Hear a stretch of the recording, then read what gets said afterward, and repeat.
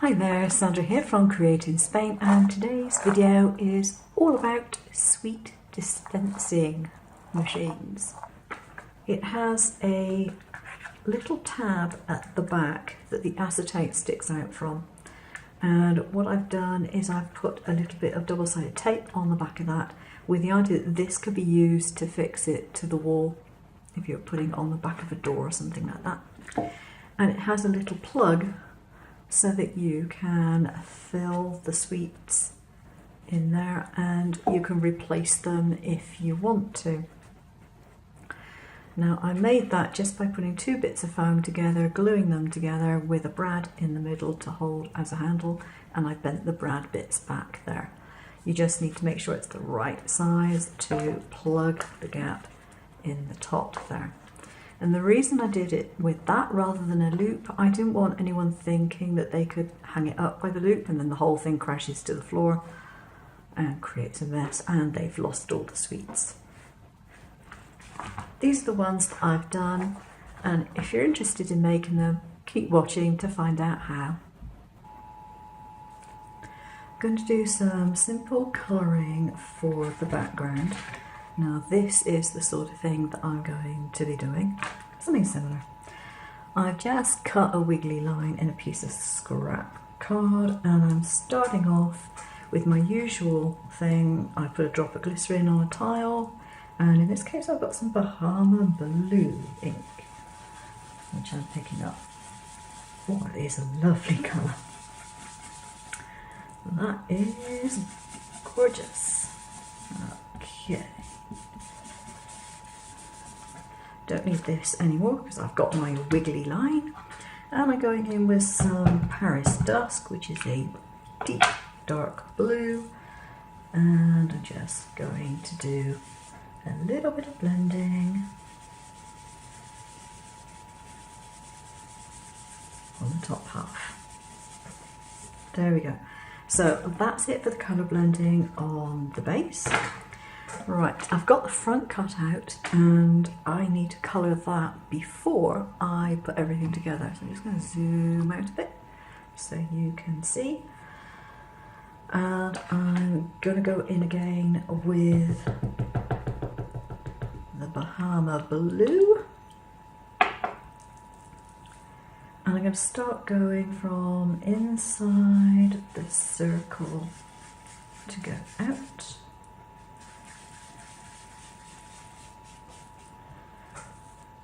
And then from the edges,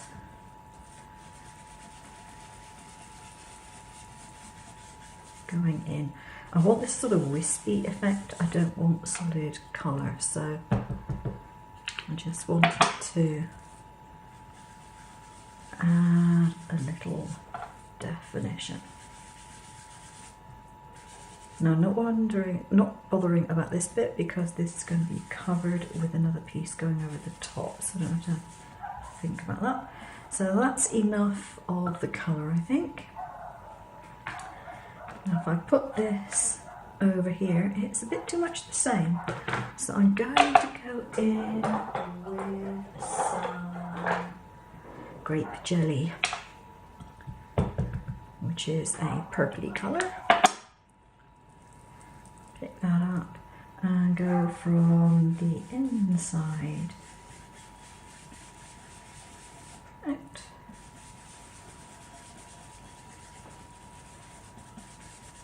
That up. And again go from the outside in. Just a bit around the edges. I won't do quite as much with this darker one as I did with the Bahama Blue.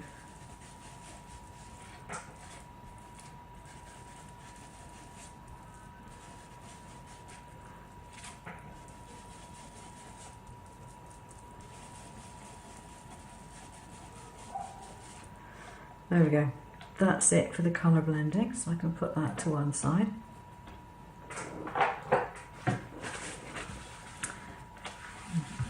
Clear up the ink from my glass.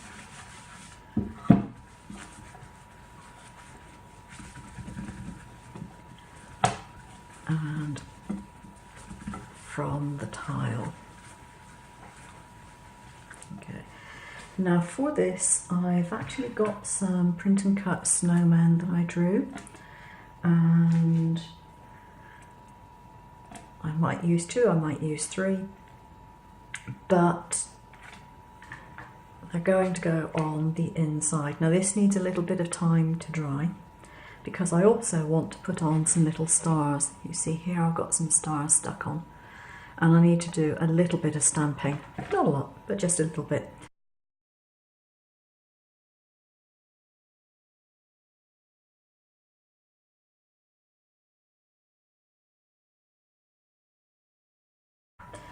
I have these stars. Now these are actually designed for use on nails, would you believe? As far as I'm concerned, not a hope. Definitely not a hope they're going to go on nails. And I'm going to go for these. They're slightly different tints. Chinese shop special as per usual. But these got beautiful colours on them. They're absolutely beautiful. And let's tip a couple of these out. Not too many. Oops. That's enough. And they come in these tiny little containers. Really cute.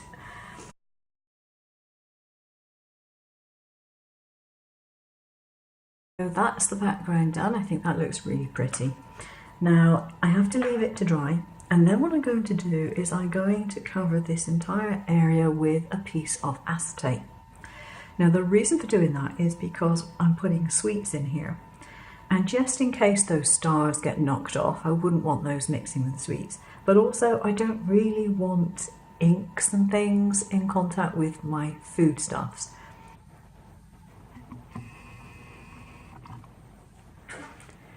So I've coloured and stamped my front panel, and I've also added a little piece of silver card just on the flap, so that when it stands up that will show. No point in putting it on that because that will be the back of the flap. And I've got my matching front decoration piece, and that simply slots over and lines up with the hole there and the slot. So there we go. And at a point later on I've got another little piece which I'm going to put behind here on the back panel. This is the one that I have just painted, and I will be putting that just there. I know where it's got to go because it's marked. I've indented it with the lines, but I need to put on my piece of acetate before I do that. I don't want this to be underneath the acetate particularly. So this is my piece of acetate. I hate this stuff because I'm permanently losing it. It's ridiculous. Every time I put a piece of acetate down, I think, where have I put it? Where's it gone? Alright, so it goes underneath this little tab here, and then you just want it to cover everything that is going to be contacting with the sweets. So basically your inked design. And I'm just going to use some sticky tape to stick this down. The fact that it goes underneath that little flap there helps to keep it in place. And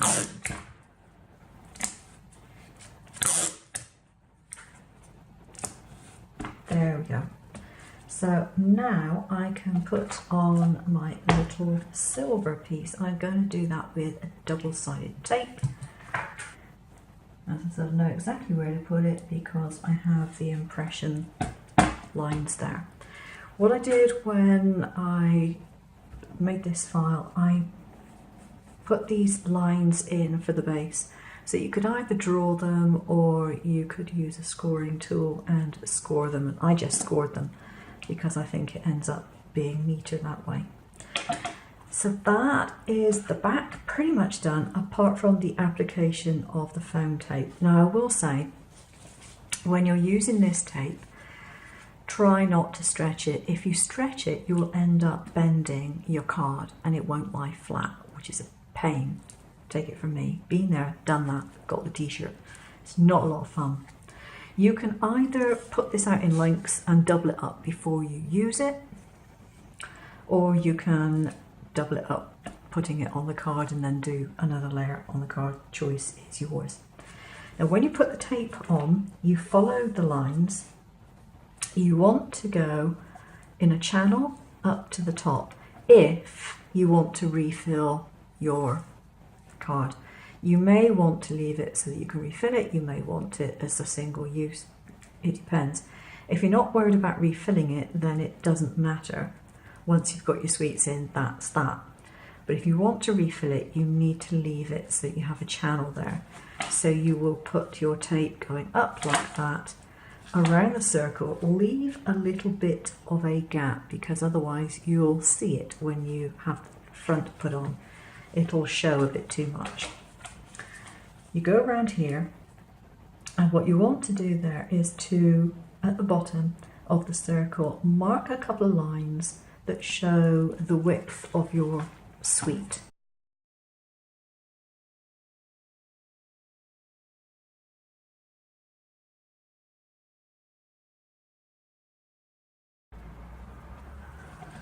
Now, as you can see, I've done this so far all in one piece, and I've just gently curved it around the corners, and I find that's the neatest way of doing it. So I started here and worked my way around. I tend to do it from left to right because I'm right-handed, but if you're left-handed, you'll probably want to start on the opposite side, I would guess. There's just enough room there. It's a finger width for the sweet to get through. This is my block, which has had time to dry. Now I did make sure when I glued this together that none of the glue actually went to the very edges of this, so none of the glue will contact the sweets. And this is going to be there. It'll be attached to the front rather than the back, but that's where it's going to be.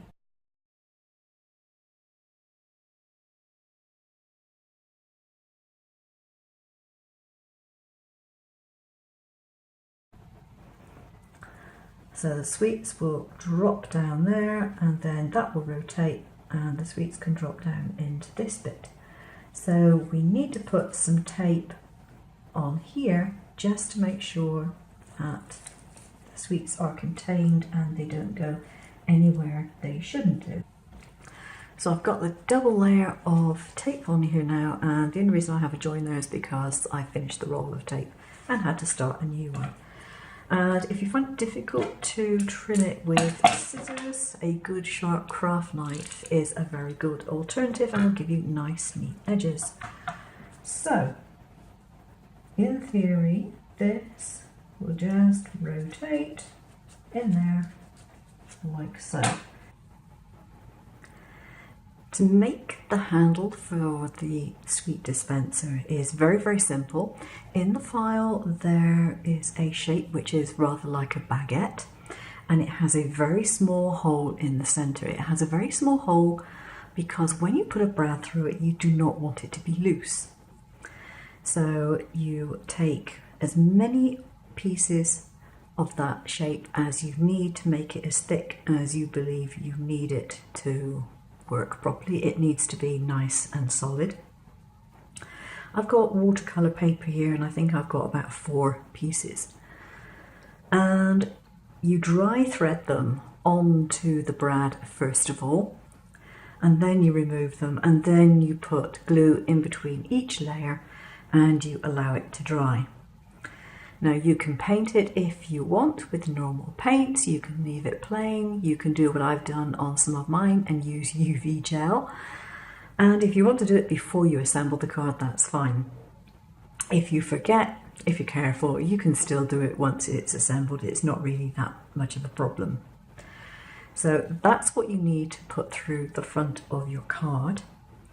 Now when it comes to the wheel inside, I've got 3 pieces of foam here, and in order to make my wheel thick enough, I found I needed 5 pieces of foam put together. Now this isn't self-adhesive stuff.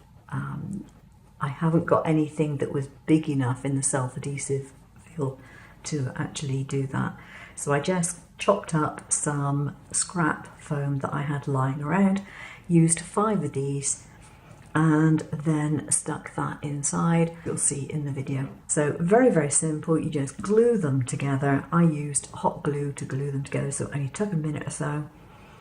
And with this, I just use a wood glue because that's relatively easy to glue anyway. But you want to make it the same thickness as your layer of foam, which is in the card. So if you have to use 2 layers for your sweets, as I did, you want this to be the same height as that couple of layers. If you're using mini M&Ms or mini Skittles, if you can get such things, which I can't, or at least I didn't see any, then you'll probably get away with just 1 layer of foam. What you have to do is to put this through to the back of the card. You want to try and make sure it's horizontal while you're doing this.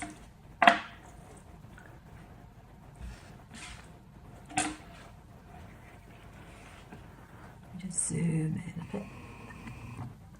Have to move this out of the way. Okay. And then you want to take one of your discs and put it on top of that. Now you don't want it to be loose, but you don't want it to be really, really tight either. Okay, so it needs to be moderate. There we go. That's easy enough to turn, but it's not going to just swivel around on its own. You can use a glue gun, which is my preferred method. And then you can put the next circle on top of that, and then you just add this block, and the block is what's going to rotate your sweets into position. I need to put this together, which means either I'm going to be using a glue gun or again double-sided tape. I don't like to use a wet glue because that tends to wrinkle the front a bit, so I really don't want that to happen. Okay, so I've got it all put together now, and I used hot glue to put the front layer on because I just find it easier than trying to do double-sided tape all around these wiggly shapes. I've put a few sweets in here just to test it out. The trouble is my hand gets in the way when I'm trying to show you. Maybe if I can do it from this direction. And as you turn it, there we are. Out comes a sweet. So I started off with one prototype and adjusted and adjusted and adjusted, which is why I have 5 of these on my desk now. And so the file has now been completed and will work rather nicely. So this is my collection so far. Obviously you don't have to keep them as Christmas cards. You could make them into birthday cards, but of course, you know, it's coming up to that time of year, and so it was going to be Christmas as far as I was concerned. I've had great fun making these. I hope that you do too. Thanks very much for watching. Take care now. Bye bye.